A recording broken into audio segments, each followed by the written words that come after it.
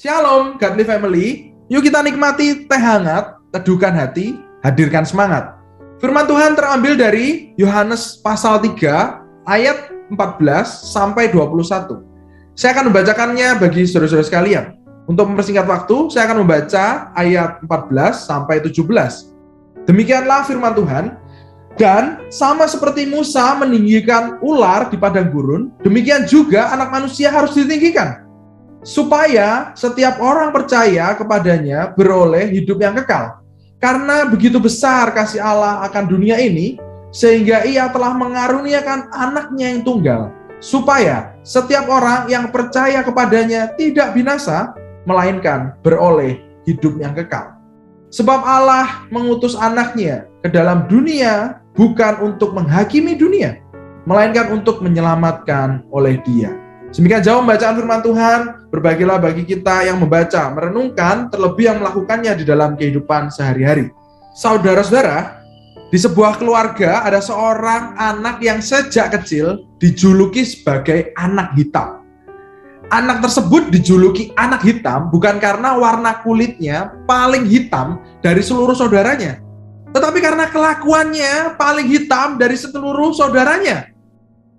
Sejak kecil anak hitam sering kali melawan orang tua, membuat onar, dan meresahkan orang lain. Semakin hari dia tidak semakin berubah lebih baik, malah semakin buruk, dan semakin buruk.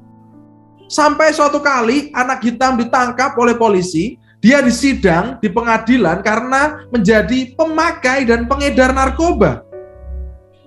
Ketika di pengadilan, anak hitam tersenyum melihat hakim yang akan mengadilinya. Ternyata hakim tersebut adalah saudara kembarnya. Dia berpikir hukumannya akan dihilangkan atau paling tidak diringankan. Setelah proses persidangan berlangsung cukup lama, hakim yang adalah saudara kembar anak hitam memutuskan hukuman mati. Sontak dia berteriak, anak hitam, "Saudaraku, kenapa engkau tidak mengasihi aku? Katanya engkau orang Kristen. Aku saudara kembarmu.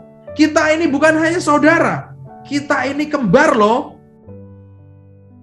Sebelum mati, sebelum hukuman dilaksanakan, saudara kembar dari anak hitam mengunjunginya, sang hakim nih. Dia berkata kepadanya, "Saudaraku, sebagai hakim, aku tidak dapat menolong engkau karena hukum tidak dapat dipermainkan. Namun, sebagai saudara kembarmu, aku dapat menolongmu. Sekarang, lepas pakaianmu, kita bertukar pakaian." Saudara-saudara, bukankah kisah antara anak hitam dan saudara kembarnya mirip dengan kisah antara kita dan Kristus? Sebab Allah mengutus anaknya ke dalam dunia bukan untuk menghakimi dunia, melainkan untuk menyelamatkannya oleh Dia. Sama seperti saudara kembar, anak hitam yang menggantikan hukuman, demikian juga Kristus. Namun, Kristus tidak hanya mati, Dia bangkit. Kristus yang mati dan bangkit merupakan bukti bahwa setiap perkataan Allah tidak pernah ingkar. Terutama perkataannya yang sering kita baca, dengar, ingat, dan hafalkan.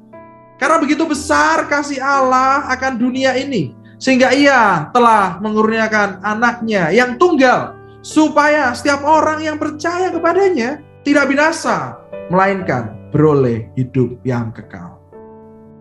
Sejak kecil kita sudah sering membaca, mendengar, mengingat, dan menghafalkannya. Namun, apakah kita benar-benar memahaminya? Penekanan ayat tersebut bukan kasih, tetapi Allah yang mengasihi. Jadi, karena Allah begitu mengasihi dunia ini, lebih tepat. NIV terjemahkan, because God so loved this world.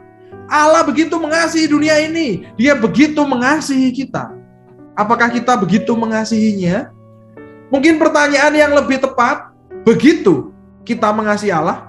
Atau begitukah cara kita mengasihi Allah? Mari kita selidik diri kita masing-masing. Apakah kita begitu mengasihi Allah yang begitu mengasihi kita? Salah satu cara kita untuk mengasihi Allah adalah menjadi semakin serupa dengan Kristus, anak tunggalnya. Sebab barang siapa berbuat jahat, membenci terang, dan tidak datang kepada terang itu, supaya perbuatan-perbuatannya yang jahat itu tidak nampak. Tetapi barang siapa melakukan yang benar, ia datang kepada terang, supaya menjadi nyata bahwa perbuatan-perbuatannya dilakukan dalam Allah. Kiranya Roh Kudus menolong kita sekalian untuk mengasihi Allah dengan menjadi semakin serupa Kristus dalam hidup kita sehari-hari. Amin. Mari kita berdoa. Terima kasih ya Allah, Engkau mengingatkan sekali lagi melalui firman-Mu bahwa Engkau mengasihi kami, begitu mengasihi kami, sehingga kami bisa belajar untuk mengasihi Engkau dan begitu mengasihi Engkau melalui menjadi semakin serupa Kristus. Kiranya Kristus yang menyelamatkan kami, bukan hanya menyelamatkan kami, tapi juga membuat kami semakin serupa dengan Dia, memuliakan Allah melalui kehidupan kami sehari-hari, dalam kehidupan kami sehari-hari. Roh Kudus dalam terang, tuntun kami. Kiranya apa yang kami kerjakan selalu sesuai dengan tuntunan. Ini doa kami, Tuhan yang mendengarnya. Hanya di dalam nama Tuhan Yesus Kristus kami telah berdoa dan akan syukur. Amin. Tuhan Yesus memberkati.